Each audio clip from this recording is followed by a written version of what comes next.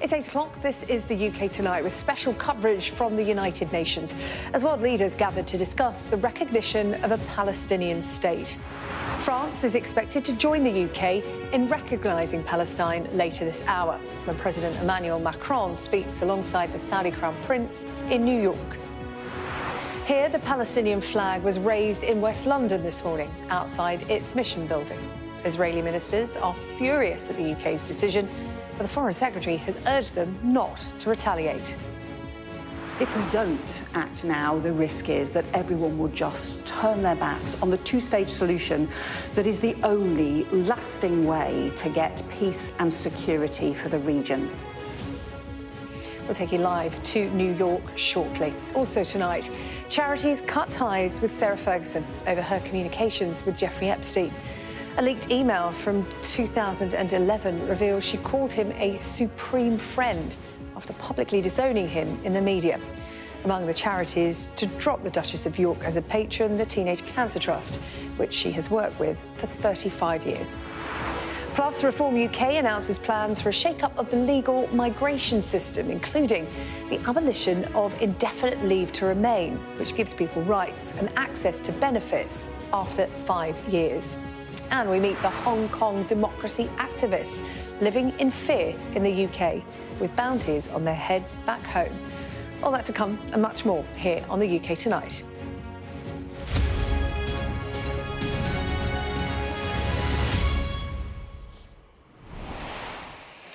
Hello, good evening. France is tonight expected to follow the UK and recognise Palestinian statehood as world leaders gather at the United Nations. The French President, Emmanuel Macron, and the Saudi Crown Prince, Mohammed bin Salman, have been chairing a meeting to discuss the two-state solution. This is after the UK, Australia and Canada all made announcements recognising the state of Palestine over the weekend. Well, it's provoked the ire of Israeli ministers, and there are fears they will step up settlement building in the West Bank as a response. Well, this is the scene at the United Nations this evening. That meeting is due to get underway, we understand, in the next few minutes. Emmanuel Macron and Mohammed bin Salman due to speak first before a host of world leaders and government ministers, amongst them the Turkish President, the Canadian Prime Minister and European Commission President. The Foreign Secretary, Yvette Cooper, will be representing the UK this evening, but you can see Emmanuel Macron there in the room, greeting other leaders and officials ahead of taking to the stage in New York. This afternoon, US time in New York, it's just after 3 o'clock in the afternoon. Well, I'm joined now by our Middle East correspondent, Adam Parsons, who has been following events throughout the day in New York for us. And Adam, a lot of anticipation ahead of this evening or this afternoon in New York. Yeah, I think this is another step, and as you've outlined, the Israelis are going to find this deeply uncomfortable and indeed deeply annoying. But there is a huge amount of diplomatic weight being lined up there. Emmanuel Macron, a very eloquent speaker, Mohammed bin Salman, of course, such a huge influential player in this region, and then an unlikely third player, Recep Tayyip Erdogan, the Turkish president himself, a very astute and unapologetic politician, all of them really calling for not just the recognition of Palestine, but the restraint of Israel. And that is something that I think we're going to hear again and again, that Israel needs to be tempered in its actions. And that's one of the reasons, let's be blunt, why these nations are suddenly recognising the state of Palestine. It's not that they woke up one day and thought, well, the Palestinian cause is one that we should get behind. It is because these nations are looking at the destruction of Gaza. They're looking at the encroachment of Israel into the West Bank. And they are looking at some of the rhetoric that has come out of the Israeli government, particularly from people like Bezalel Smotrich and Itamar Ben-Gvir, and they are looking, frankly, also at some of these recent pronouncements of famine in the Gaza Strip, and this from the UN Commission declaring a genocide and saying, when you put all these things together, that the world, in the opinion of some of these leaders, needs to recognise Palestine and effectively needs to do more to support the Palestinians. Of course, Israel hates this. It believes that the recognition being given to Palestine is, in an expression we've heard again and again, a reward for Hamas terrorism. It believes that the UN is institutionally biased against Israel. It's often referred to as an anti-Semitic institution. And to be honest, I think the Israelis feel that in the world they really only have one loyal friend, and that is Donald Trump. That is why this is so utterly crucial. The events of today, the meetings in the margins, and what happens tomorrow when President Trump meets Arab leaders to discuss their concerns over the region and what happens next. Now, you mentioned those settler developments. This is a word, annexation, that we keep hearing. I think it's worth saying that in this area, in this region, the word annexation is a little bit more malleable than maybe some people watching might think. We may use the word annexation and think in terms of Russian invasion of Ukraine, for instance. Here, when annexation is used, it's very hard to define. So settler communities that are set up by Israelis in the West Bank is a form of annexation. I was talking to an official earlier who said yellow barriers that the Israeli military put to secure a road to stop people passing through, that is a form of annexation. It's worth remembering the West Bank's been under Israeli military control since 1967. So a lot of annexation, a lot of seizure of land, a lot of control has happened over the course of decades. Question is, will Israel tighten that grip? Could it take more land? Could it impose itself more, particularly in the areas that are theoretically under Palestinian control? That is what annexation might look like. We won't know yet, but we kind of know when we will know. That is because in about a week's time, Benjamin Netanyahu will be flying back from America. He's going to address the UN. He's going to go and see Donald Trump in the White House. And he says that only then, after those meetings, after effectively finding out what the American position is, he's going to make a decision about what he does next. He's going to have to satisfy the extreme right-wingers in his cabinet, Smotrich and Ben-Gvir, and others like Israel Katz, who have used increasingly inflammatory rhetoric. But he can't ostracize his Arab neighbors, particularly those who are already angry because Israel attacked Hamas leaders in Doha in Qatar. He needs to retain American support, and he will be aware that the world is looking at Israel, and he will be nervous that more and more countries could end up recognizing the state of Palestine. His nightmare, I suspect, is if more countries end up recognizing Palestine than recognize Israel. So this is a hugely complicated situation, and into the midst of this we drop a meeting of the United Nations, a body that, as I said, has recently been caustic in its criticism of Israel, and a body that Mr. Netanyahu and frankly many people here in Israel thinks is biased against them.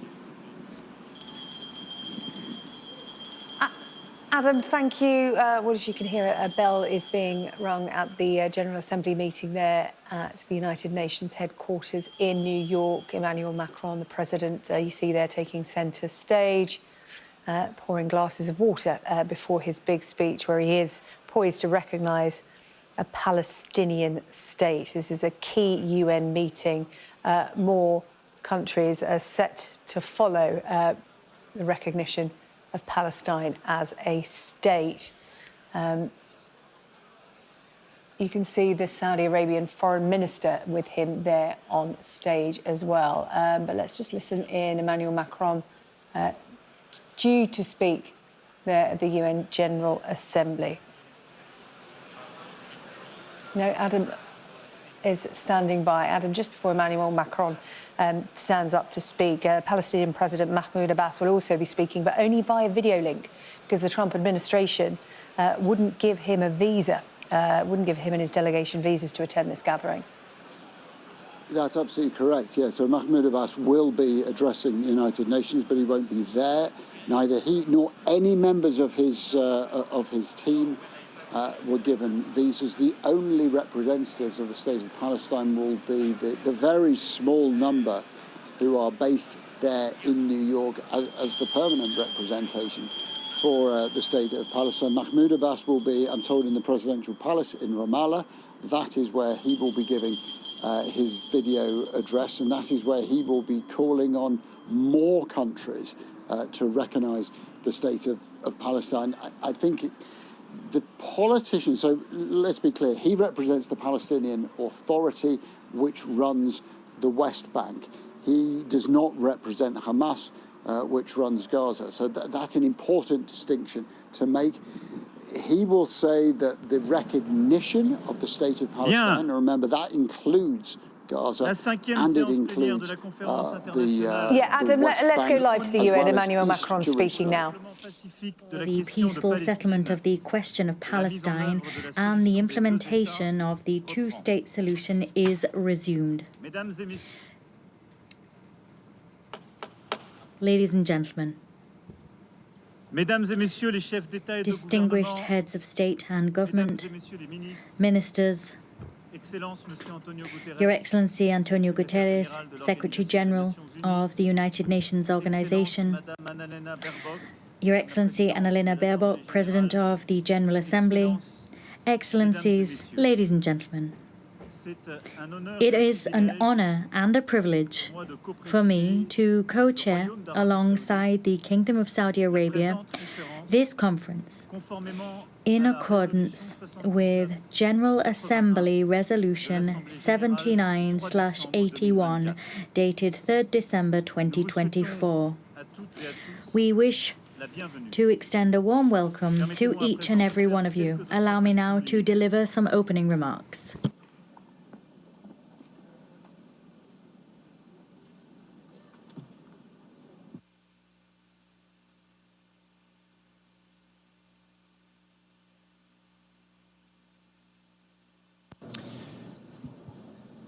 Madame la Présidente de l'Assemblée Générale, President of the General Assembly, Secretary General, Heads of State and Government, ladies and gentlemen, we've gathered here because the time has come. The time has come to free the 48 hostages detained by Hamas. The time has come to stop war, the bombing in Gaza, the massacres and the fleeing people. The time has come because there's a pressing urgency everywhere. The time for peace has come because we're just a few moments away from no longer being able to seize peace. This is why we have gathered here today. Some might say it's too late. Others might say it's too early. But one thing is certain. We can no longer wait. In 1947, this assembly decided on the splitting of mandatory Palestine across two states, a Jewish state and an Arab state, thus recognizing the right of each of them to self-determination. The international community granted to the state of Israel, at last fulfilling the destiny of this people after millennia of roaming and persecution, and Israel founded a beautiful democracy there. The promise of an Arab state to date remains unfulfilled. Since then, there's been a long path of hope and despair intertwined, which Israelis and Palestinians have gone down, each in their own way.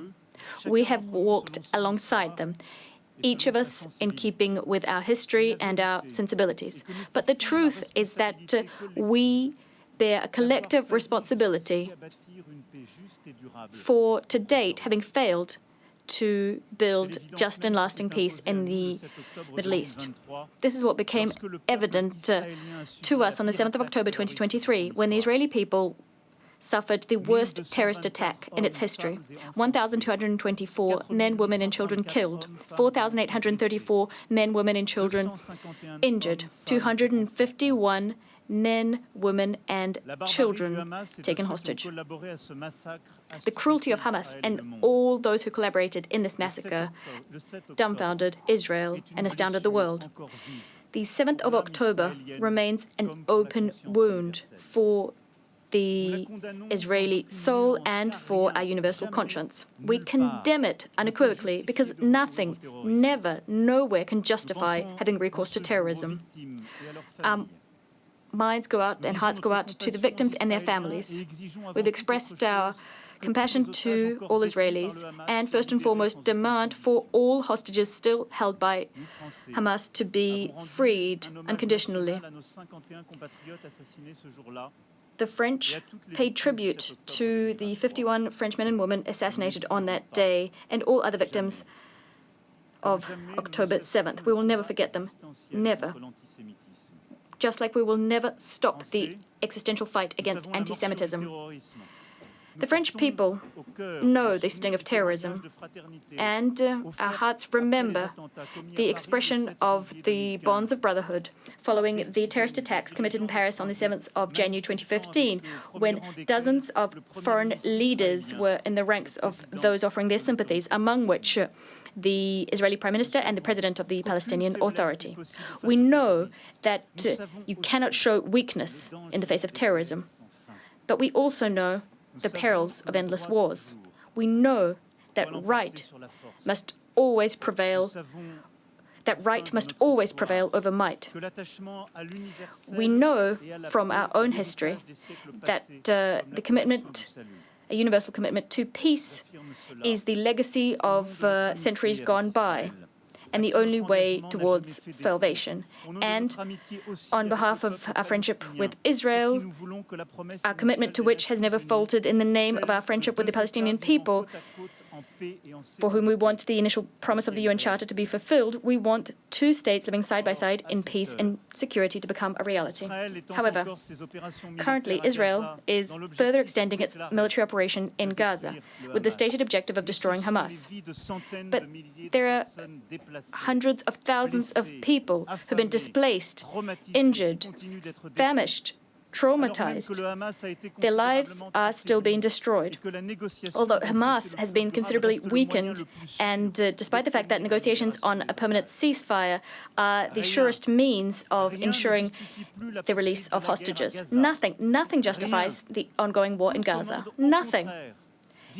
On the contrary, everything compels us to definitively end it, since we didn't do it earlier.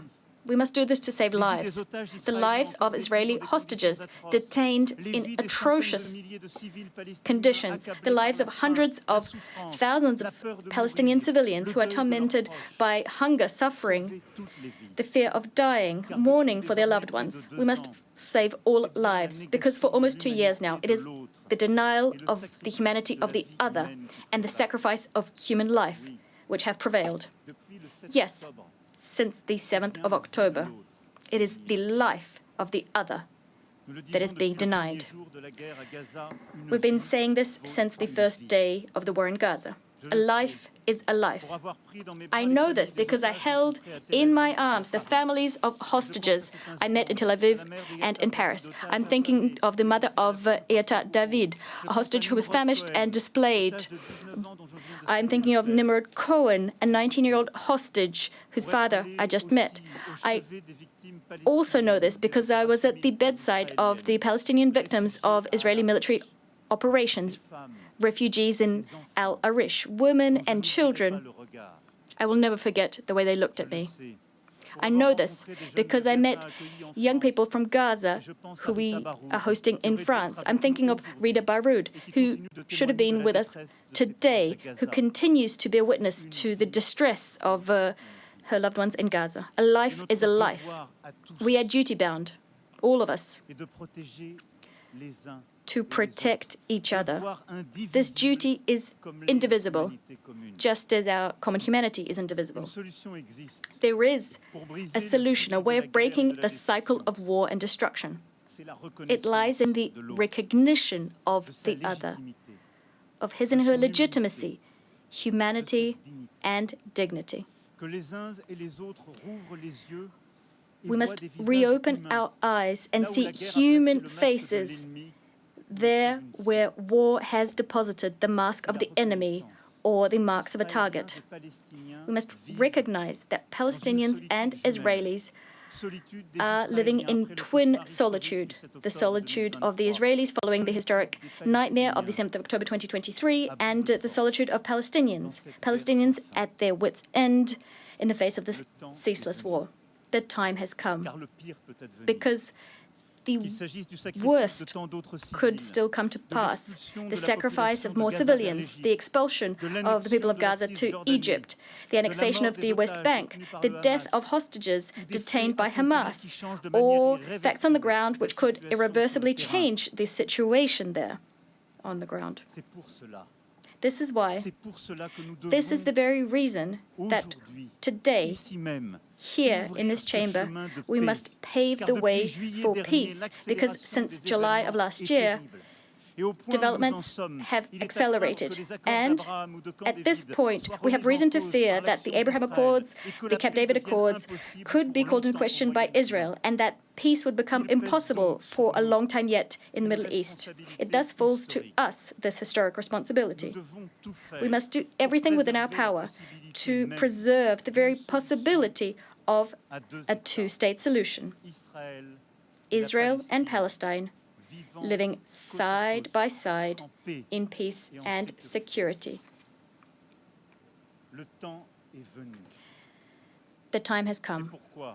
This is why, true to the historic commitment of my country to the Middle East, to peace between the Israelis and the Palestinians, this is why I declare that today France recognizes the state of Palestine.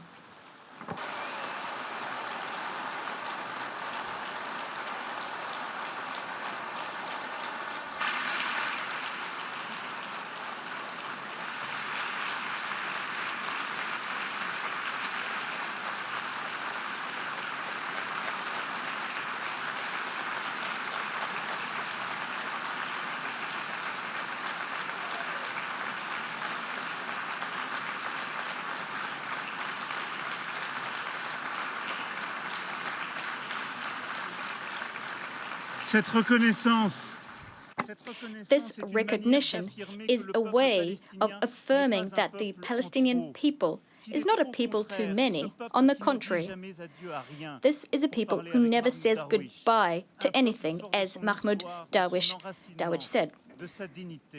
A people with a strong history, roots and dignity.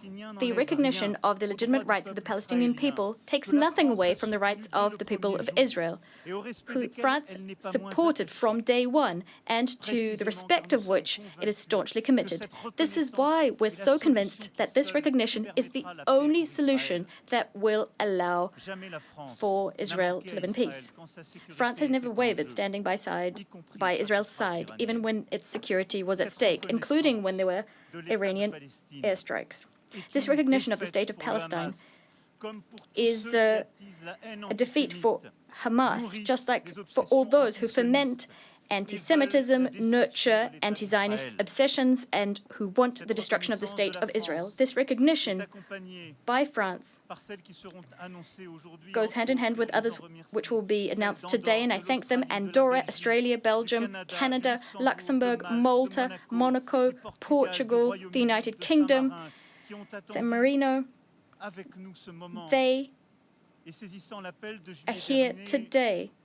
They answered our call issued in July and took the responsible choice, the necessary choice, the choice to opt for peace. Spain, Ireland, Norway, and Sweden are also going down the same path, and many others did before us too. This recognition paves the way for useful negotiations, useful for Israelis and Palestinians.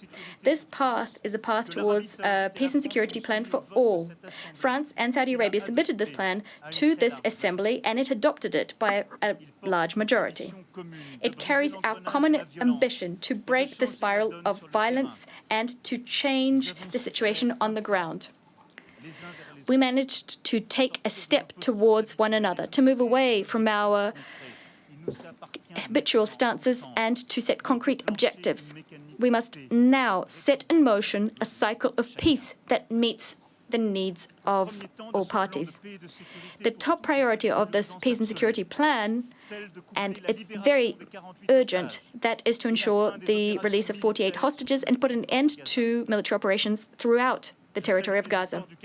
I commend the efforts undertaken by Qatar, Egypt and the US to achieve this. I ask Israel to do nothing more that would thwart these efforts coming to fruition. Hamas was vanquished on the military front as we neutralized its leaders and decision-makers. It must also be vanquished politically to be truly dismantled. As soon as a ceasefire is agreed, we must mount a massive collective effort to provide assistance to the people of Gaza. I'd like to thank Egypt and Jordan for their commitment and recall Israel's absolute obligation, that is to facilitate humanitarian access to Gaza to assist its population, which has lost everything. The second priority is to stabilize and to rebuild Gaza.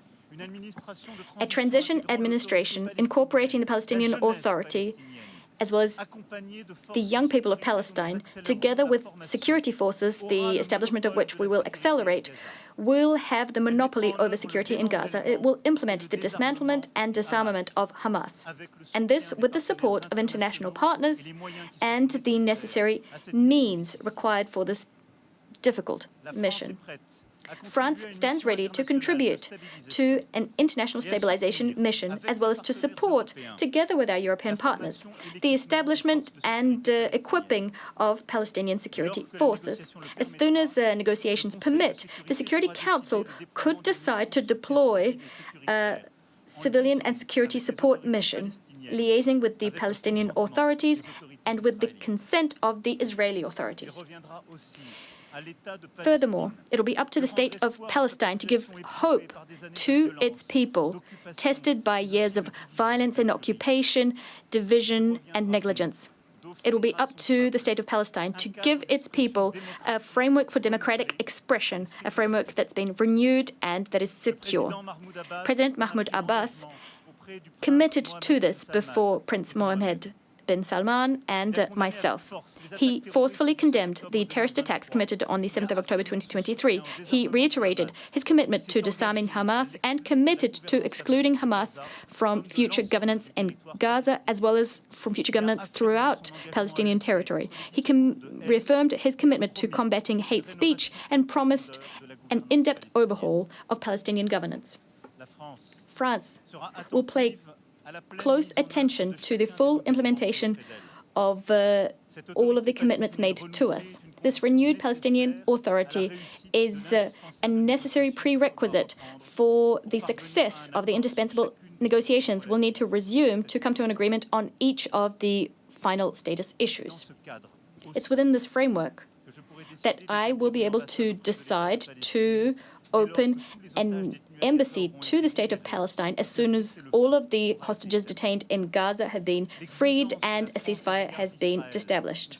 What France will be demanding of Israel will be just as considerable. Together with our European partners, we will be pegging, that is, our level of cooperation with Israel to the provisions, the measures Israel will be taking to put an end to the war and negotiate peace. It's thanks to this path that we will get a state of Palestine which is sovereign, independent and demilitarized, bringing together all of its territories, recognizing Israel and being recognized by Israel in a region which will at last see peace reign upon it.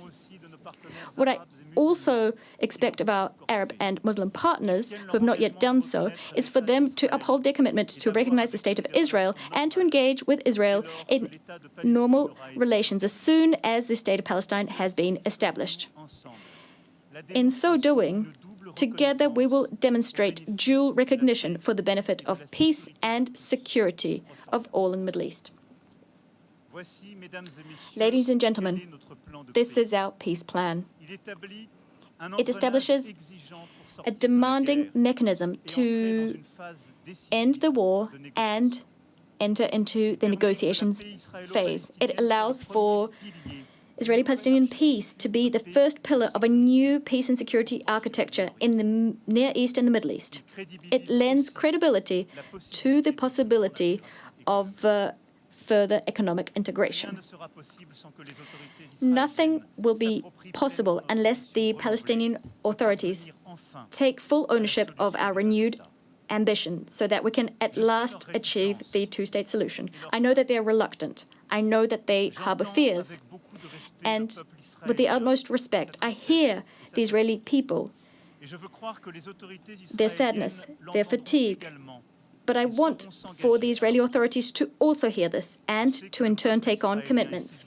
I know that the Israeli people and the Israeli leadership have the strength to do this. I remember when I was a young man, when I learned of the horrible assassination of Yitzhak Rabin, almost 30 years ago. He was killed for wanting peace. When death was about to claim him, the heroic warrior of the State of Israel said, and I quote, I fought so long as there was no chance of peace. End of quote. But today, there is such a chance. Today, here, 142 states are proposing this peace. They're extending out their hands, ready to be shaken. So yes, the time has come to put an end to the war in Gaza. Massacres, death, right now.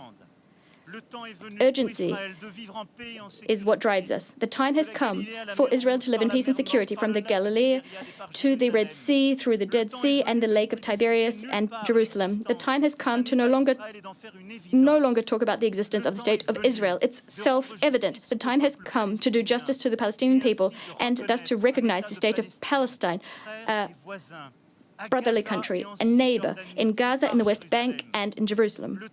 The time has come to cast out from these lands the vile face of terrorism and to forge peace. Yes, to forge peace. This is what has brought us here today. And we're very hopeful that we will be able to forge it. It is a choice we must make. It is our duty. Peace is much more difficult. It demands much more of us than all wars. The time has come.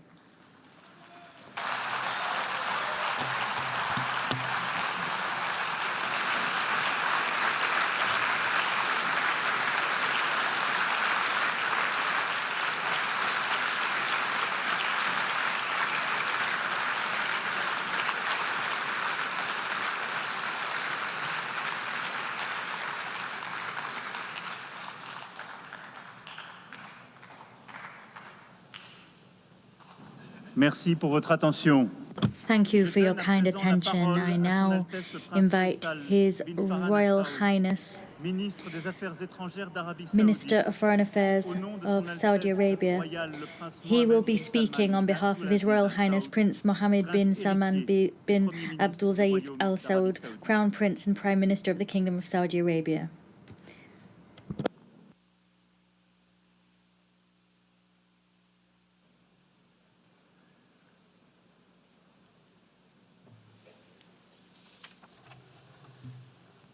بسم الله الرحمن الرحيم. فخامة رئيس الجمهورية الفرنسية، Your Excellency, President of the Republic of France, Your Excellency, Secretary General, Your Excellency, President of the General Assembly, distinguished guests. God, peace and blessings be upon you. I have the honor to deliver the statement of the Kingdom of Saudi Arabia as a co-chair of this conference on behalf of His Royal Highness Prince Mohammed bin Salman bin Abdulaziz Al Saud, Crown Prince and Prime Minister of the Kingdom. It is my pleasure to convey to you the greetings of His Majesty King Salman bin Abdulaziz Al Saud, the custodian of the two holy mosques, and his wishes along with the Crown Prince's wishes for the success of this conference. We thank His Excellency President Macron and His Excellency Antonio Guterres for their efforts towards achieving the two-state solution. We thank him also for recognizing the state of Palestine. This conference is convened under the joint and co-chaired by the Kingdom of Saudi Arabia and France. At the time when the Israeli occupation authorities continues their aggression and their brutal crimes against our brothers, the Palestinians in Gaza Strip, and its violations in the West Bank and Al-Quds al-Sharif, and its repeated attacks on the sovereignty of Arab and Muslim countries, the latest of which was the attack against Qatar.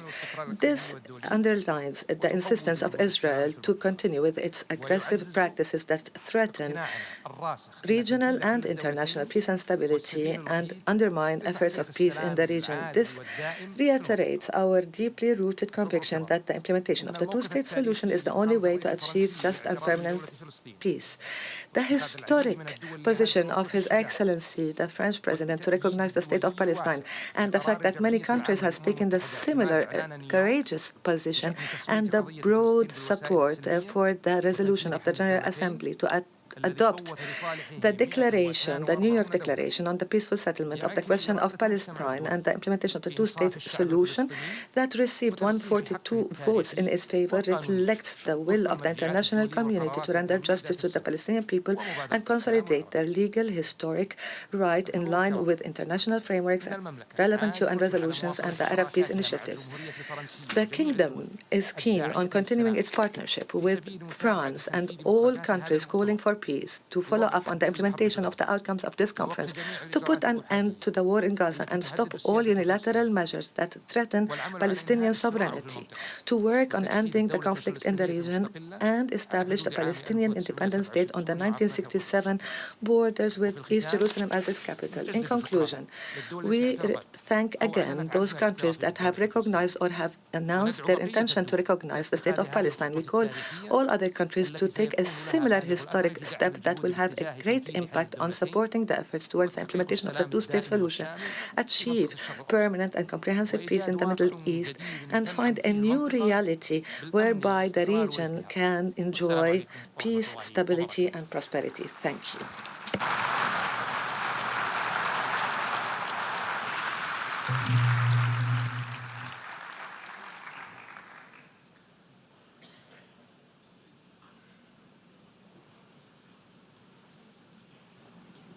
Je remercie Son Altesse I thank Faisal bin Farhan Al Saud.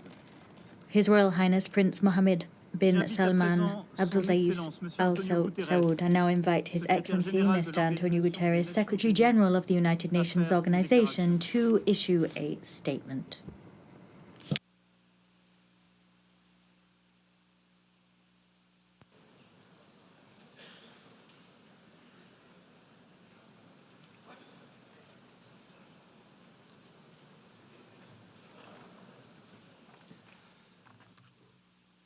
Distinguished co-chairs, Excellencies, ladies and gentlemen, I thank the government of France and the Kingdom of Saudi Arabia for convening this international conference on implementing the two-state solution.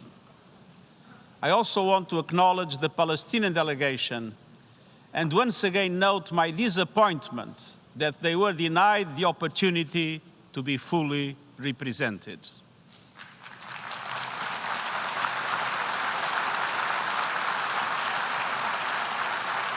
Excellencies, let's have no illusions. The Israeli-Palestinian conflict has gone unresolved for generations. Dialogue has faltered. Resolutions have been flouted. International law has been breached. Decades of diplomacy have come up short. The situation is intolerable and it is deteriorating by the hour. We are here today to help navigate the only way out of this nightmare, a two-state solution, where two independent, sovereign, democratic states, Israel and Palestine, live side by side in peace and security with their secure and recognized borders on the basis of pre-1967 lines, with Jerusalem as the capital of both states, in line with international law, UN resolutions, and other relevant agreements. I welcome the measures many member states are taking to galvanize support for the two-state solution, including the pledges to recognize the state of Palestine. And I welcome the General Assembly's endorsement of the New York Declaration. Excellencies, nothing can justify the horrific 7 October terror attacks by Hamas or the taking of hostages, both of which I have repeatedly condemned. And nothing can justify the collective punishment of the Palestinian people or any form of ethnic cleansing. The systematic decimation of Gaza, the starvation of the population, the killing of tens of thousands of civilians, most of them women and children, and hundreds of our own humanitarians. I call once again for an immediate and permanent ceasefire, the immediate and unconditional release of all hostages, and the immediate, full, safe, unconditional, and unhindered humanitarian access. Excellencies, nothing can also excuse developments in the West Bank that pose an existential threat to a two-state solution. The relentless expansion of settlements, the creeping threat of annexation, the intensification of settler violence, all of it must stop. The situation is morally, legally, and politically intolerable. We must recommit ourselves to the two-state solution before it is too late. A solution in which two independent, contiguous, democratic, viable, and sovereign states are mutually recognized and fully integrated into the international community. Excellencies, those who stand in the way are obligated to answer a fundamental question. What is the alternative? A one-state scenario where Palestinians are denied basic rights, expelled from their homes and their land, forced to live under perpetual occupation, discrimination, and subjugation? How is this possible in the 21st century? How is it acceptable? This is neither peace nor justice. It will only increase the growing isolation of Israel on the global stage. And let's be clear, statehood for the Palestinians is a right, not a reward.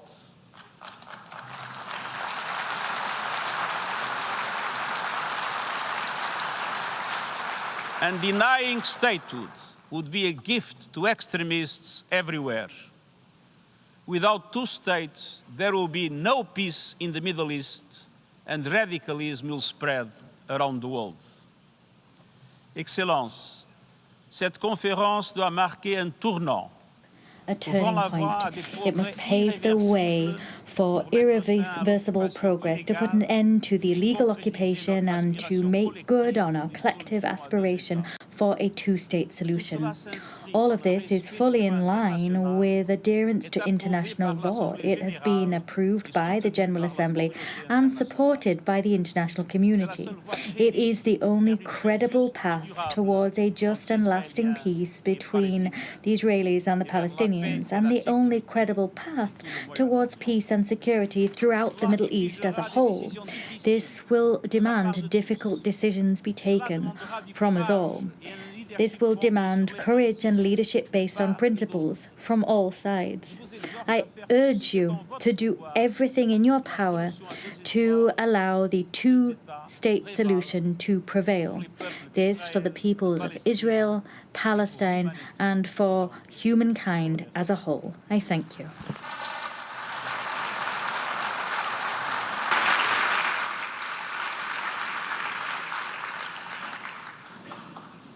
Je remercie le secrétaire général Thank the Secretary General of the United Nations Organization. I now invite Her Excellency Annalena Baerbock, President of the General Assembly, to make a statement.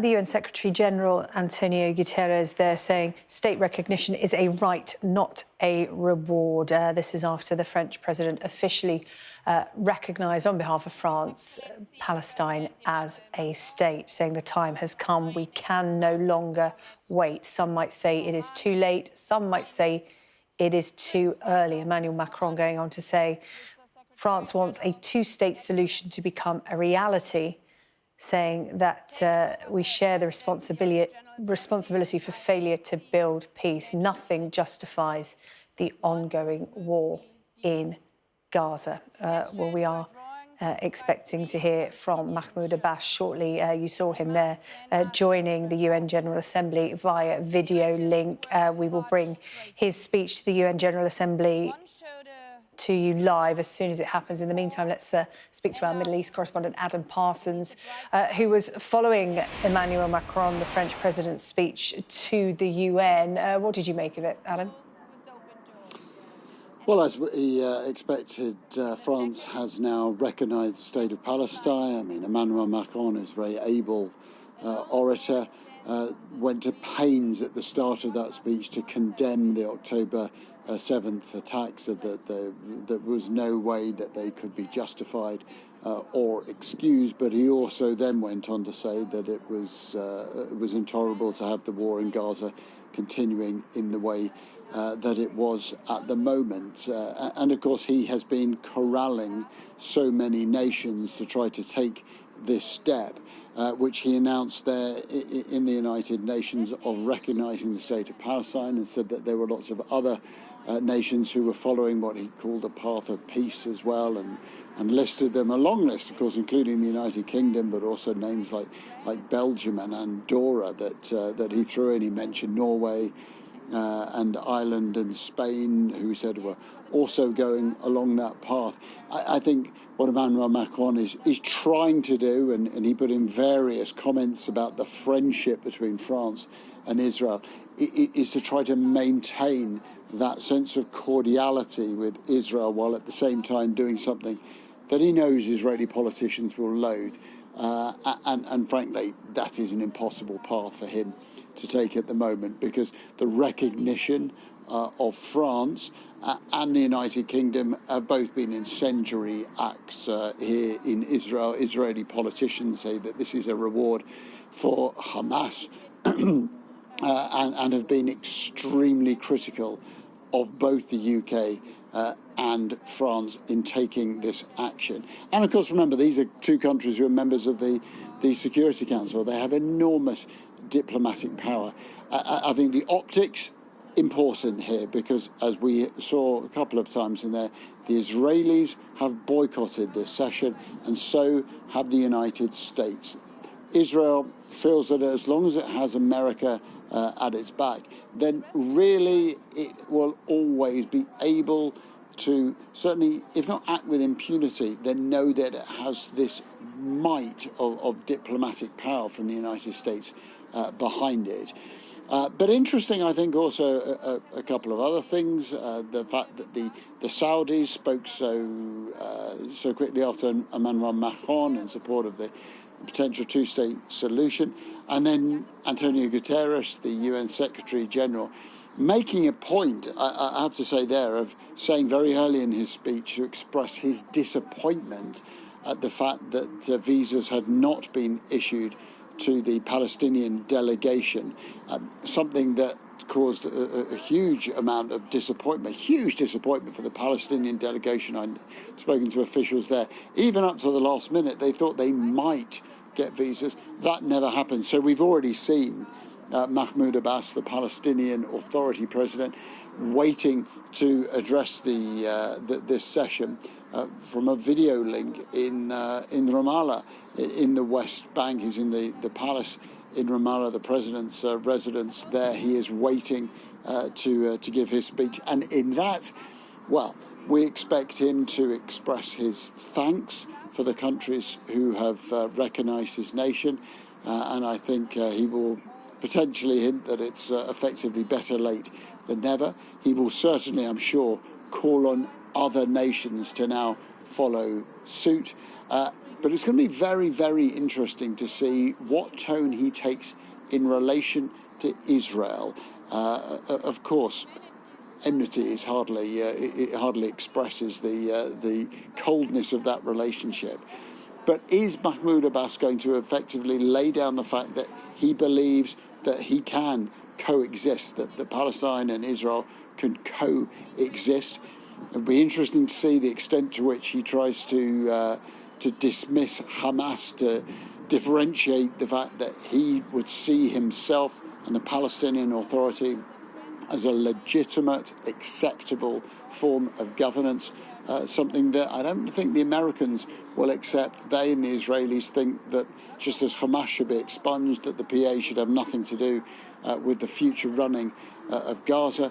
And Mahmoud Abbas, we want to wait to see what he will say about the future, about Gaza, about the role of Palestine going forward, and even potentially about East Jerusalem, that most contentious of areas of the state of Palestine.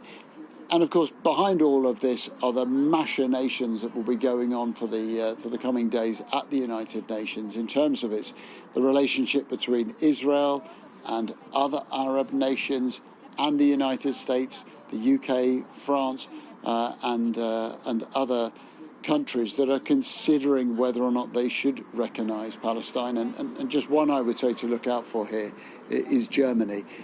With the UK and France recognising the state of Palestine, Germany now is a huge voice in this, a country that has, for obvious historic reasons, really been a staunch, steadfast, not just defender of Israel, but protector of Israel since its foundations, 77 years ago.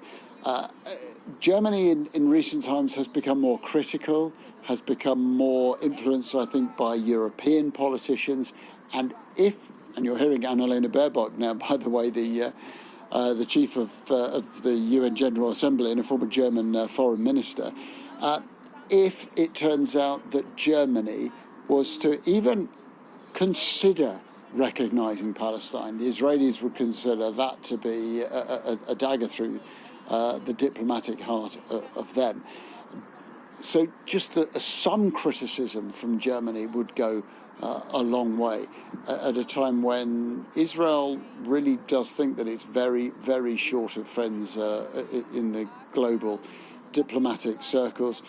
As I said, the Israelis are not there to hear any of these speeches. They have long held the opinion that the United Nations is biased against them, that it passes more resolutions against Israel than any other nation, that it is obsessed effectively with Israel and obsessed with restraining Israel from playing its part in the world. That, of course, is something the UN would disagree with. But to add to that sense that the Israelis have that the UN is against them, over the past, month or so, we have had famine declared, a report endorsed by the United Nations, and then a UN commission accusing Israel of carrying out a genocide in Gaza. Both of those accusations completely denied by the Israelis. They insist there is not a famine in Gaza, and of course they utterly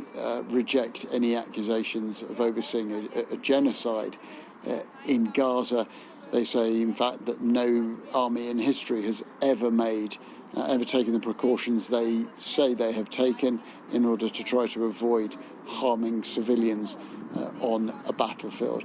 As I said, also the Americans are not in this session either. They have symbolically boycotted it. But tomorrow, Donald Trump will be meeting Arab leaders, and that is a meeting that carries a huge weight because they will come to him with their reservations, their anger. The Qataris will once again express their fury about the fact that Israel launched an air attack on property in Doha with the intention of trying to kill Hamas leaders. All the evidence is they didn't kill their targets, but they killed 6 other people, one of whom was a Qatari citizen. The Saudis will issue what they consider a very, very strong warning against any reprisal action by Israel in terms of annexing areas in the West Bank. The Saudis are likely to say that that would be the end of the Abraham Accords, although we don't really know what kind of annexation they're talking about. And there are complexities around this as well. Remember that these are nations around this region that spend an enormous amount, vast amount of money on buying military equipment from the United States. They are also nations that have invested billions and billions of dollars into the US economy. And part of that is to try to ensure the US's backing for peace in the Middle East. So they will ride into that meeting, I'm absolutely sure, and say Israel's actions are jeopardizing that peace, and that it is your job, President Trump, you alone in the world can restrain the Israelis. What President Trump does with that, we'll have to wait and see. He will then, later in the week, meet Benjamin Netanyahu, the Israeli Prime Minister, to discuss what are the options that Mr. Netanyahu wants to put forward. And it's very clear that when Netanyahu returns back here to Israel in a week's time, he will by then have come to a decision about what he wants to do as a reprisal against this widespread recognition of the Palestinian state, something that he has found so absolutely infuriating. I think we are about to hear from Mahmoud Abbas, the Palestinian Authority leader.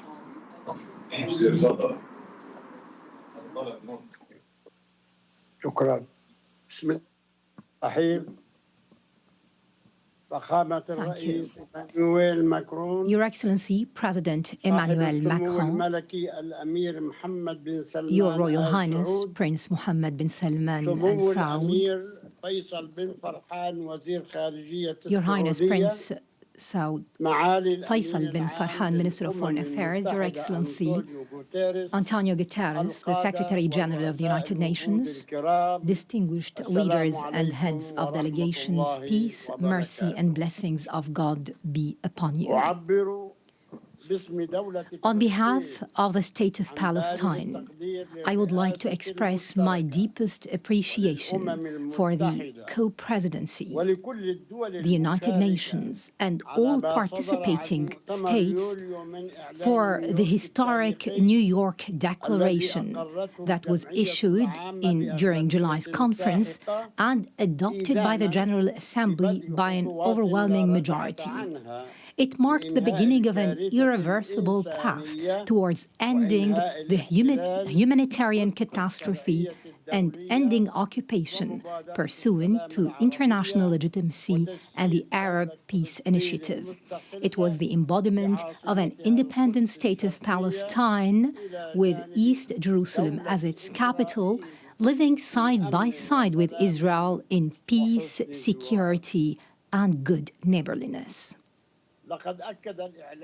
The declaration stressed that the war against our people must come to an immediate and durable end. It noted that the crimes emanating from the siege, the starvation and destruction cannot be a means of achieving security. Therefore, we call for a permanent ceasefire. We need to ensure humanitarian access through the United Nations and UNRWA. We need to guarantee the release of hostages, all hostages and prisoners, with the withdrawal of the occupation forces from Gaza. We need a start without delay of Gaza and the West Bank reconstruction through the Cairo International Conference.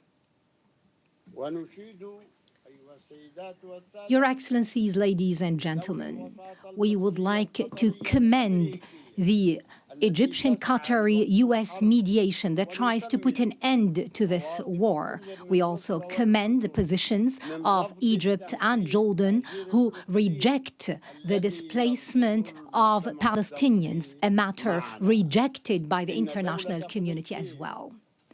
The State of Palestine is the only entity eligible to assume full responsibility for governance and security in Gaza.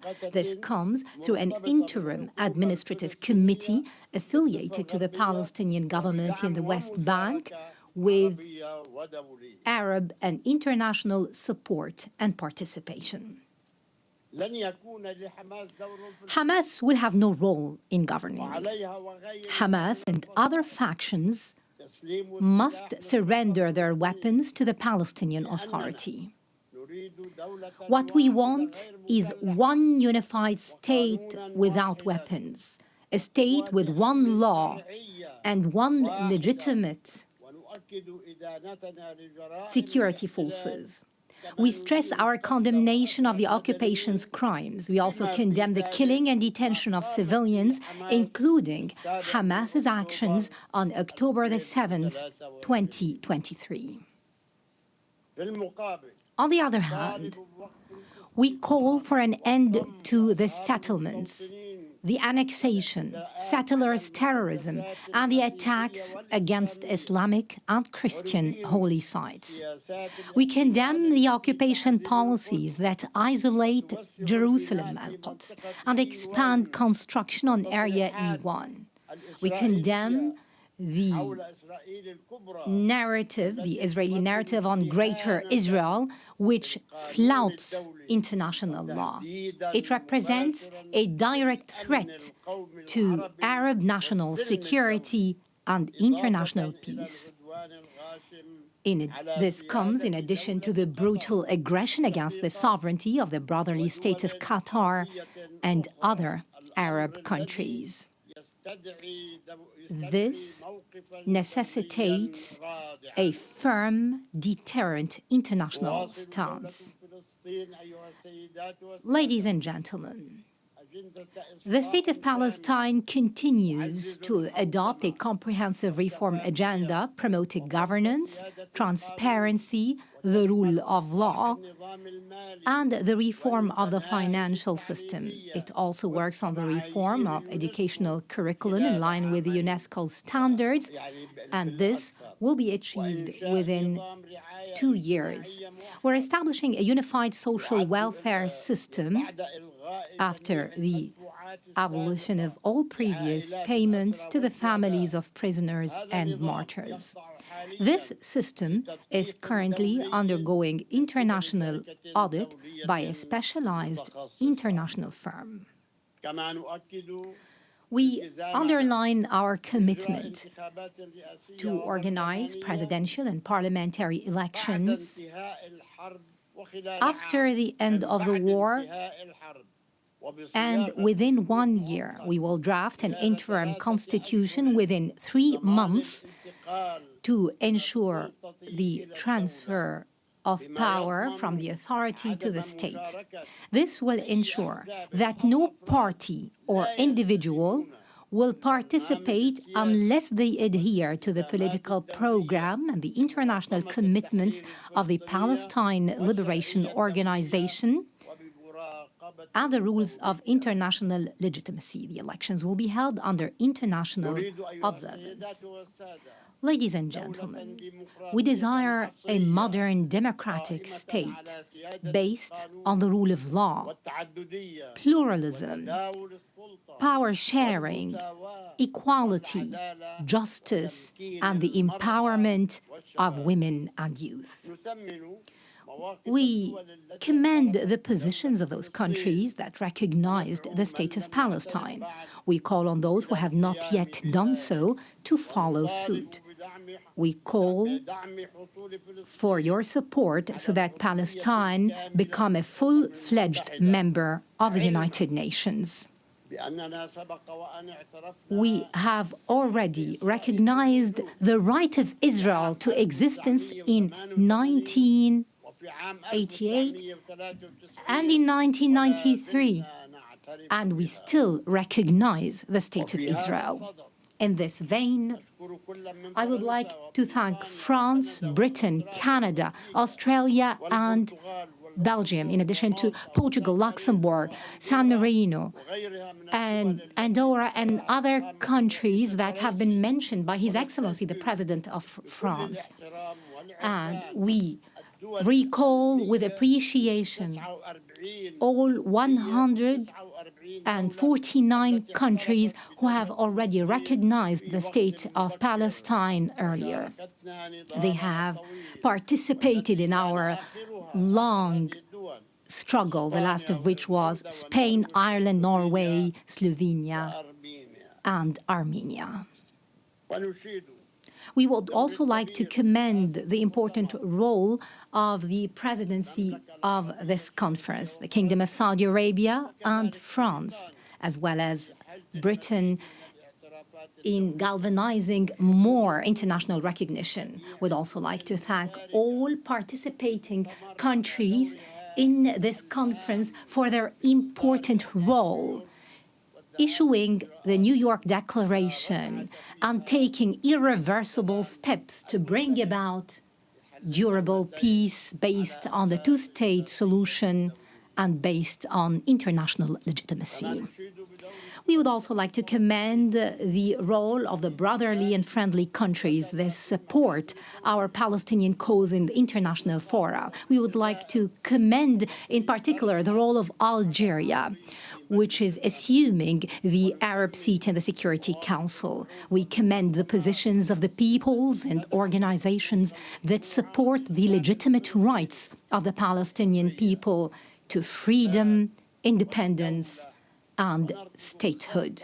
We reject any confusion, I repeat, any confusion between the solidarity with the Palestinian cause and the issue of anti-Semitism. We reject the latter, proceeding from our values and principles. We would also like to express our readiness to work with the US President Donald Trump, with Saudi Arabia, France, and the United Nations and all partners to implement the peace plan adopted during this conference within a specific timetable with international guarantees and monitoring. This would open the gates towards a just peace and comprehensive regional cooperation. In this regard, I call upon Israel to immediately sit on the negotiating table, to put an end to this bloodshed and bring about just and comprehensive peace. And I address the Israeli people saying, our future and yours banks on peace. Enough violence and war. Our generations deserve to enjoy freedom and security. Let the people in our region live in durable peace and good neighborliness. And I would like to seize this opportunity to address all the Jews in the world, wishing them a good new year. And to our patient Palestinian people in their homeland and everywhere, I would like to tell you that the dawn of freedom and liberty is coming, no doubt. That day, ladies and gentlemen, is the day of the State of Palestine and the start of the peace process in the Middle East. We hope that we will call very soon to an international conference that will bring about this matter. Peace and blessings of God be upon you.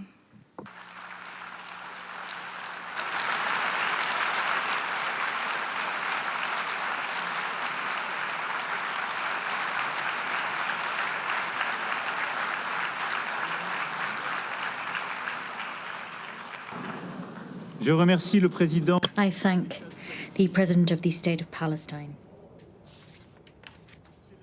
Excellencies, distinguished representatives, before suspending the formal proceedings of the conference, we would ask you to kindly remain seated for the next part of this afternoon's program. This meeting is suspended. Nous allons à présent We will now listen to statements made by heads of state. And you were just listening there to the head of the Palestinian Authority, Mahmoud Abbas, who delivered his response to the UN General Assembly and that special summit where France will officially recognize Palestinian statehood.